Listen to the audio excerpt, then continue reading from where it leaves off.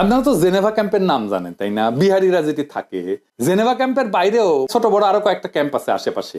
মিরপুর এলাকাতেও বিহারিদের জন্য ক্যাম্প আছে। এগুলো অমানবিক বসবাসের অনুপযুক্ত ক্যাম্পে মানবেতর জীবন যাপন করে বিহারিরা। অথচ এরা পাকিস্তান আমলে সবাই চাকরি বাকরি ব্যবসা বাড়ি পরিবার সব ছিল, সম্ভ্রান্ত জীবন ছিল।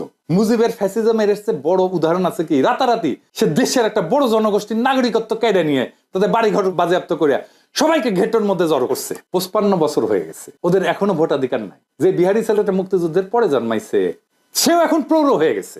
ওই বাংলাদেশি ঘেটতে থাকা বিহারিদের সবাইকে বাংলাদেশি পাসপোর্ট দিতে হবে, ভোটার তালিকায় তালিকাভুক্ত করতে হবে। অবাঙালি বিহারি মুসলমানদের সবাইকে বাংলাদেশের নাগরিকত্ব দিয়ে যেখানে ইচ্ছা ব্যবসা চাকরি বাড়ি করার পূর্ণ আইনগত স্বাধীনতা দিতে হবে এবং এটা বাস্তবায়ন নির্বাচনের আগেই করতে হবে। প্রফেসর ইউনূসের সরকারে আছেন একজন বিশ্বনন্দিত মানবাধিকার কর্মী, আমাদের সকলের প্রিয় আদিলুর রহমান শুভ্র ভাই।